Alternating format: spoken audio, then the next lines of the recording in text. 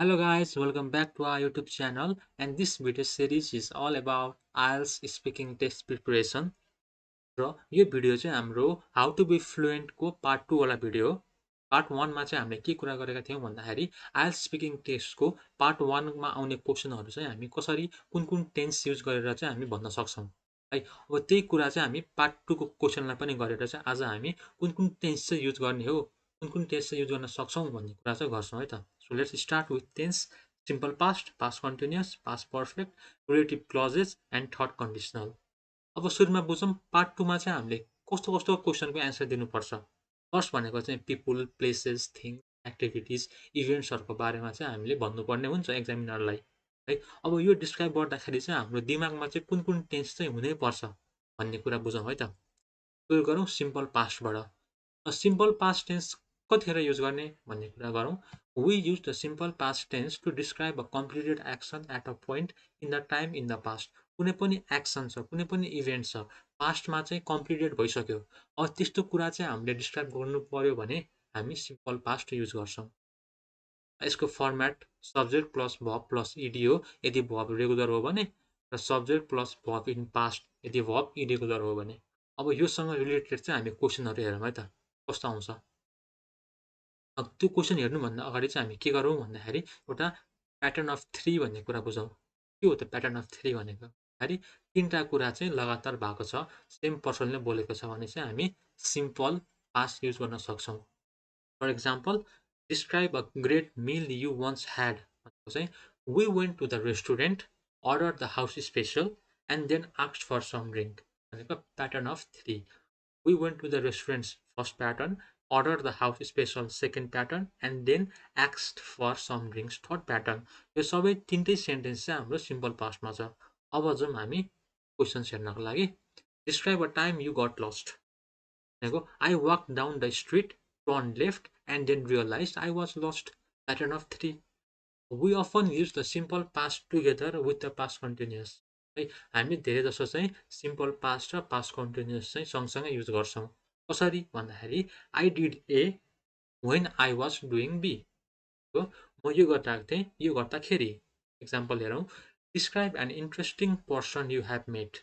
कसरी दिने एन्सर भन्दाखेरि I once met an Australian guy while I was travelling on a train through Europe, he had blonde hair and looked a bit strange. होइन, I once met an Australian guy whilst I was traveling. Travelling गरिरहेको बेलामा मैले उसलाई भेटेँ होइन त। यसरी चाहिँ हामी प्याटर्न अफ 3 सिम्पल पास्ट र पास्ट कन्टिन्युअस सँगसँगै युज गर्न सक्छौँ। अब जाउँ पास्ट कन्टिन्युअसमा। अब पास्ट कन्टिन्युअस कतिखेर युज गर्ने भन्दाखेरि सुरुमा यसको फर्मेट बुझौँ। Subject plus was were plus verb plus ING. Was भनेको चाहिँ सिङ्गुलर सब्जेक्ट, वेयर भनेको चाहिँ प्लुरल सब्जेक्ट भयो भने है त। अब जाउँ, we can use the past continuous to describe an activity happening in the past often overlapping another action भनेको चाहिँ दुईवटा एक्सन चाहिँ ओभरल्याप भएको केसमा चाहिँ हाम्रो यदि त्यो एक्सनहरू चाहिँ पास्टमा भएको हो भने चाहिँ हामी पास्ट कन्टिन्युअस युज गर्न सक्छौँ। For example, I was watching TV when the phone rang. म टिभी हेरिरहेको बेलामा चाहिँ फोन ऱ्याङ गर्यो है त। यो चाहिँ दुईवटा एक्सन चाहिँ ओभरल्याप भयो। भनेपछि to describe the setting for a story, कुनै पनि स्टोरी भन्न गएको छौँ, सुरुमा इन्ट्रोडक्सन दिनु पऱ्यो नि त। हो त्यस्तो केसमा पनि हामी पास्ट कन्टिन्युअसको युज गर्छौँ। I was living in Spain at that time होइन, past continuous was were plus ING. To describe a repeated action or habit in the past, कुनै पनि तपाईँको रिपिटेड एक्सन गर्नुहुन्छ पास्टमा, तपाईँको पास्ट ह्याबिट छ, अहिले त्यो ह्याबिट चाहिँ हुँदैन छैन भन्ने कुरा गर्नु पऱ्यो भने चाहिँ पास्ट कन्टिन्युअस युज गर्ने। For example, to dis I was studying every day when I was university, I was playing football every day when I was at university होइन।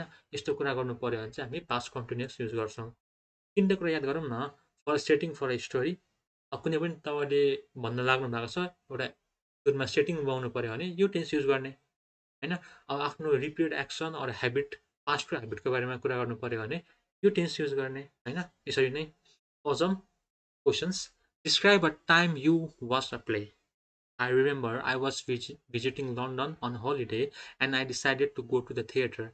I wanted to watch The Lion King भनेको I remember I was visiting London भनेको past continuous, right? Describe a time you got bored.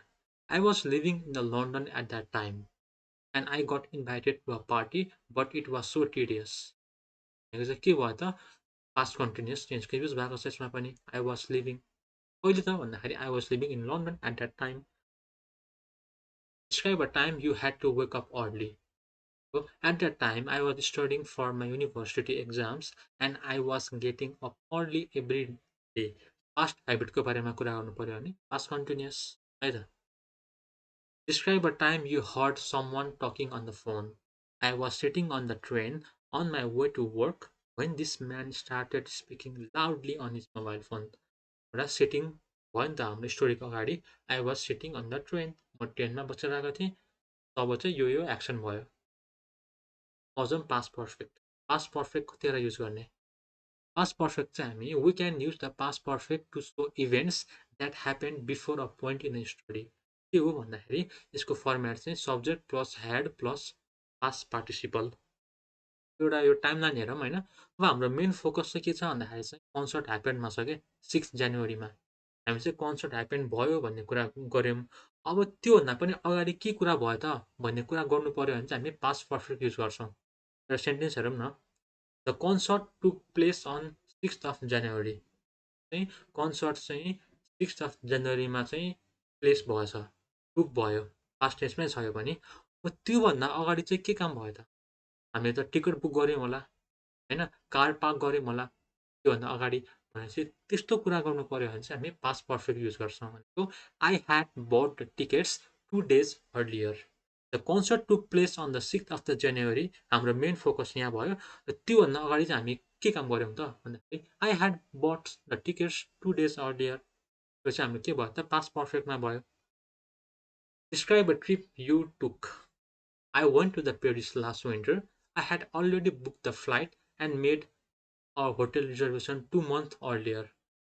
के बुझ्नुभयो भन्दाखेरि त्यो main focus चाहिँ त्यो भयो I went to Paris at last winter main focus त्यो भयो तर त्यो हुनुभन्दा अगाडि I had already book the flight and made a hotel reservation 2 months earlier है त पेरिसमा जानुभन्दा अगाडि नै मैले होटल सोटल सब बुक गरेर रेडी भइसकेको थिएँ यस्तो कुरा गर्नु पऱ्यो भने चाहिँ हामी के गर्छौँ त यो टेन्सको युज गर्छौँ Describe a time you visited a friend. I went to see my friends in London last month. भनेको चाहिँ हाम्रो यो क्वेसनको एन्सर यहाँ छ क्या I went to see my friend in London last month I had already phone him to agree a date to visit मैले चाहिँ त्यो काम गर्नुभन्दा अगाडि चाहिँ के काम गरेको छु त मैले फोन गरेर चाहिँ हामी भेट्ने भनेर चाहिँ कन्फर्म भयो अरे है त यो भयो describe a time you were late I remember once I went to the cinema with my friend Jack. However, when we got to the cinema, the film had already started and the tickets had sold out. त्यो कुरा हुनुभन्दा अगाडि नै यो भयो अरे क्या है त अब डिस्क्राइब अ टाइम युवर लेटमा एउटा हाम्रो एन्सर हुन्छ म चाहिँ यतिखेर लेट भएँ भनेर त्यो एन्सर भनेको के छ भन्दाखेरि I went to cinema with my friend Jack however we got the cinema when we got the cinema the film had already started त्यतिखेर चाहिँ म लेट भएँ अनि त्यो लेट भइसकेपछि के भयो त द फिल्म चाहिँ सुरुमै स्टार्ट भइसकेको रहेछ क्या टिकट्स पनि अलरेडी सोल्ड भइसकेको रहेछ हो यस्तो यस्तो कुरालाई गर्नु पऱ्यो भने चाहिँ हामी यो टेन्सको युज गर्छौँ अब हामी रिलेटिभ क्लजेसको बारेमा कुरा गर्न गइरहेका छौँ we can use relative clauses to make it clear which person or things you are talking about कसको बारेमा कुरा गर्दैछौँ त्यसलाई चाहिँ अलिकति क्लियर पारामा भन्नको लागि चाहिँ हामी रिलेटिभ क्लजेस युज गर्छौँ For example, the person I want to describe is a girl who lives in my neighborhood. त्यो गर्लको बारेमा भन्न गइरहेको छु जुन चाहिँ मेरो नेबरहुडमा बस्छ I am going to tell you about a book that really excites me. हैन त्यो बुकको बारेमा भन्न गइरहेको छु that really excites me. अब यो रिलेटिभ क्लजेस चाहिँ हाम्रो to give extra information about a person things or सिचुएसनको लागि पनि युज गर्न मिल्छ है यसको इक्जाम्पल चाहिँ I want to tell you about my friend Jack who lives in Canada. This book which my sister recommended to me is really good.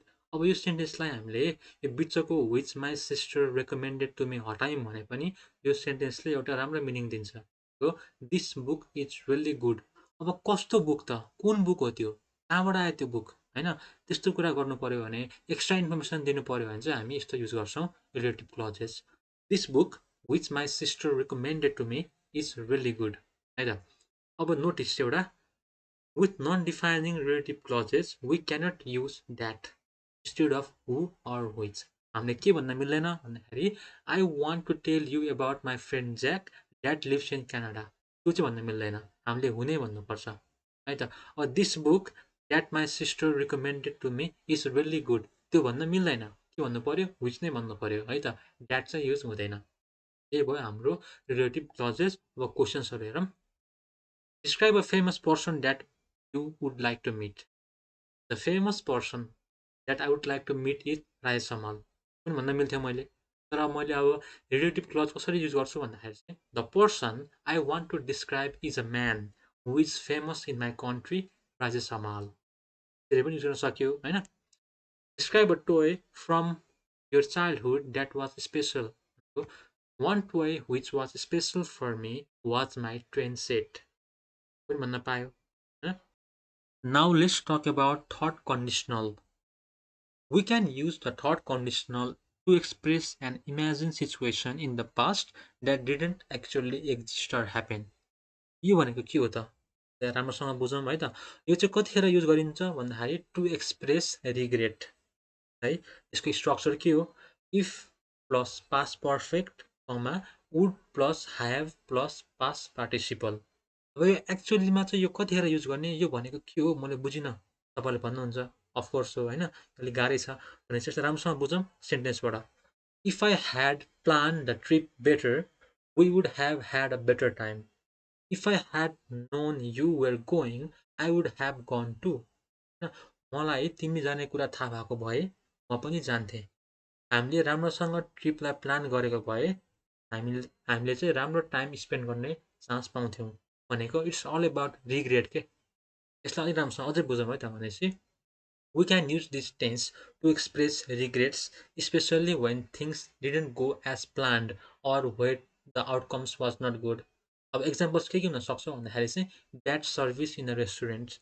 Boring event delay अब bad service in a restaurant कसरी भयो भन्दाखेरि यदि मलाई त्यो रेस्टुरेन्ट्सको service चाहिँ सुरुमै थाहा भएको भए ब्याड छ भनेर थाहा भएको भए चाहिँ म त्यहाँ जाने थिइनँ म त्यहाँ अन्त्य जान्थेँ होला यसरी भन्नु पर्यो यदि मलाई पहिल्यै डिले हुने कुरा थाहा भएको भए म त्यहाँबाट जाने नै थिइनँ म अन्त्य जान्थेँ मिसिङ अ फ्लाइट यदि मलाई पहिल्यै फ्लाइट मिस हुने भन्ने कुरा थाहा भएको भए म अर्कै मिन्स अफ ट्रान्सपोर्टेसन लिन्थेँ होला हो यसरी भन्नु पर्यो भने चाहिँ कसरी भन्ने त हो if I had known the service was going to be so bad I would have gone somewhere else होइन If I had known the service was going to be so bad भनेको past perfect, I would have gone somewhere else. If he had worked harder, he would have been more successful. उसले hard work गरेको भए ऊ चाहिँ बढी अझै त्योभन्दा बढी सक्सेसफुल हुन्थ्यो भनेको रिग्रेट्सलाई एक्सप्रेस गर्यो नि त यो वर्ड्सहरूले सेन्टेन्सले होइन if she hadn't forgotten my birthday I wouldn't have got so angry If I had known it was going to be such a boring party, I wouldn't have gone.